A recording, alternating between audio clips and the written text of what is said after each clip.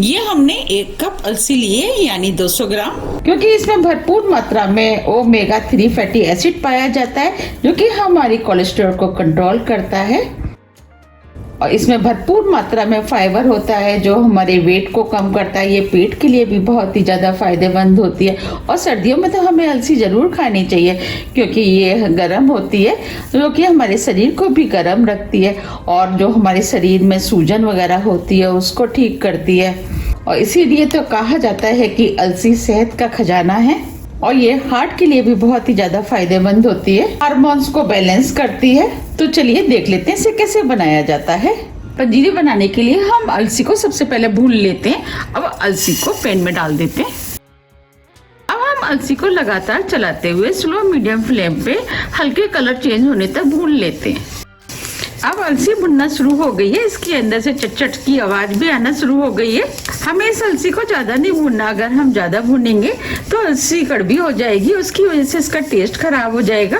अब हम अलसी को 1 मिनट करीब और भून लेते हैं। 1 मिनट करीब हो गया है। अब अलसी का कलर भी चेंज हो गया है। अब हम फ्लेम को ऑफ कर देते हैं और अलसी को प्लेट में निकाल लेते हैं। पंजीरी में डालने के लिए हमने कुछ मसाले लिए हैं। अब हम मसालों को भून लेते हैं। मसालों में 1 टीस्पून काली मिर्च, 1 टेबलस्पून सौंफ, 1 टीस्पून अजवाइन। अब हम सभी मसालों को 1 मिनट के लिए मीडियम फ्लेम पे भून लेते हैं। 1 मिनट करीब हो गया है। अब ये मसाले भी भुन गए हैं। ये हमने 1 टीस्पून सौंठ पाउडर लिया है, वो डाल देते हैं और सौंठ को भी हल्का सा भून लेते हैं, यानी जिंजर पाउडर। अब ये सौंठ पाउडर भी भुन गया है। ये सभी मसाले हेल्थ के लिए बहुत ही ज्यादा फायदेमंद होते हैं।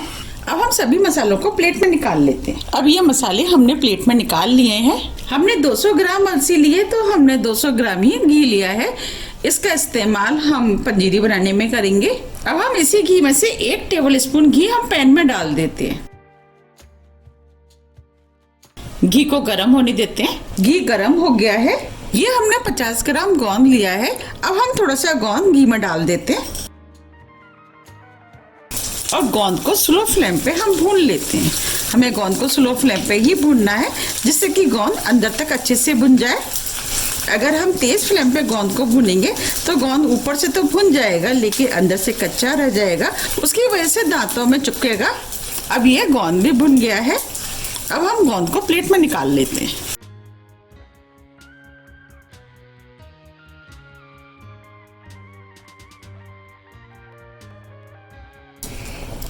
ये हमने गोंद को प्लेट में निकाल लिया है।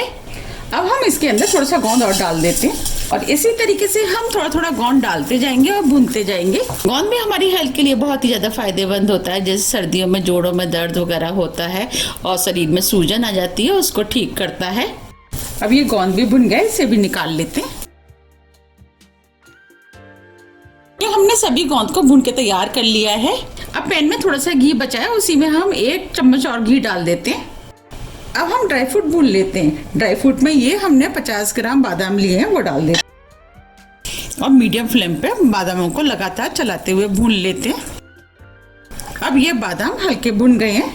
हमने सभी ड्राई फ्रूट 50-50 ग्राम करीब लिए हैं। अब जो काजू लिए हैं वो भी डाल देते हैं। अब ये हमने मगज लिए हैं, उनको भी डाल देते हैं। ये भी काजू बादाम के साथ भुन जाएंगे और सभी को भून लेते हैं। आप सुन पा रहे हैं मगज भुनना शुरू हो गए हैं। इसमें चट-चट की आवाज भी आना शुरू हो गई है। ये हमने आधा कप नारियल लिया है, वो डाल देते हैं। नारियल भी इसके साथ भुन जाएगा और किशमिश, इसे भी भून लेते हैं। ड्राई फ्रूट आप अपने टेस्ट के अनुसार थोड़े से कम या ज्यादा भी कर सकते हैं। जो भी आपको पसंद है वो डाल सकते हैं। इस तरीके से सभी ड्राई फ्रूट को डाल करके हम भूनते हैं तो टाइम थोड़ा सा कम लगता है।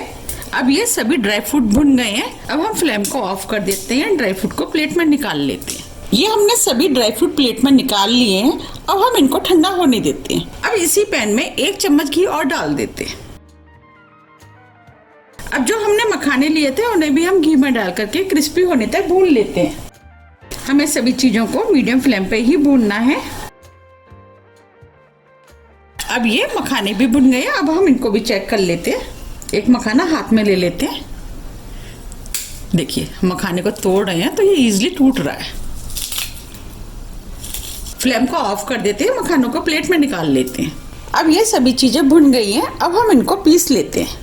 अब जो हमने मसाले भुने थे सबसे पहले हम उसको पीस लेते हैं। तो मसाले को हम मिक्सी में डाल देते हैं। ये हमने मसालों को पीस लिया है। अब जो हमने मसाला पीसा था इसे हम इस बॉल में डाल देते हैं। हम इसी तरीके से एक एक चीज को पीसते जाएंगे, बॉल में डालते जाएंगे। अलसी को भी पीस लिया, इसे भी डाल देते। अलसी को हमने महीन पीसा है। जो हमने ड्राई फ्रूट लिए थे सभी ड्राई फ्रूट को हमने दरदरा पीस लिया है। अब जो गोंद बचा है उसे हम कटोरी से क्रश कर लेते हैं। अगर हम मिक्सी में पीसते तो इसका बहुत महीन पाउडर हो जाता। जब हम इस तरीके से क्रश करके डालते हैं, जब गोंद मुंह में आता है तो खाने में बहुत ही ज्यादा टेस्टी लगता है। ये हमने गोंद को भी क्रश कर लिया है। अब गोंद को भी इसी बाउल में डाल देते हैं।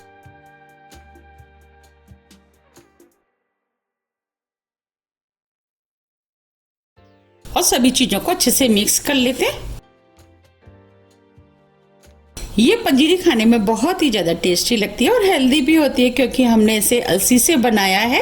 अगर आपको मेरी रेसिपी पसंद आ रही है तो रेसिपी को लाइक कर दीजिएगा। और अभी तक आपने मेरे चैनल को सब्सक्राइब नहीं किया है तो चैनल को भी सब्सक्राइब कर दीजिएगा और बेल आइकन को भी प्रेस कर दीजिएगा, जिससे कि मैं जब भी नई वीडियो अपलोड करूं उसका नोटिफिकेशन आपको सबसे पहले आए। अब ये सभी चीज़ें अच्छे से मिक्स हो गई हैं। पंजीरी बनाने के लिए ये हमने 200 ग्राम बेसन लिया है। आप बेसन की जगह गेहूं का आटा या सूजी का भी इस्तेमाल कर सकते हैं। अब जो हमने घी लिया था वो हम घी इसके अंदर डाल देते हैं और थोड़ा सा घी हम बचा लेते हैं। अगर हमें ज़रूरत पड़ी तो हम बाद में इस्तेमाल करेंगे। अब हम बेसन को स्लो फ्लेम पर लगातार चलाते हुए गोल्डन कलर का भून लेते हैं। हम बेसन को जितने अच्छे से भूनेंगे पंजीरी उतनी ही ज़्यादा टेस्टी बनके तैयार होगी। हमें बेसन को लगातार चलाते हुए भूनना है, जिससे कि बेसन तली में ना लगे। बेसन जैसे जैसे भुनता जाएगा घी छोड़ता जाएगा। बेसन भुनना शुरू हो गया है और बेसन ने घी भी छोड़ना शुरू कर दिया है। अगर आपको ज्यादा घी पसंद है तो आप घी और डाल सकते हैं, लेकिन मेरे हिसाब से घी बिल्कुल ठीक है। अब बेसन को इसी तरीके से लगातार चलाते हुए गोल्डन ब्राउन कलर का भून लेते हैं। अब ये बेसन भुन गया है, हल्के गोल्डन कलर का हो गया है और बेसन के अंदर से खुशबू भी आना शुरू हो गई है। अब जो हमने ड्राई फ्रूट और अलसी पीसे थे वो हम इसके अंदर डाल देते और सभी चीजों को मिक्स कर देते।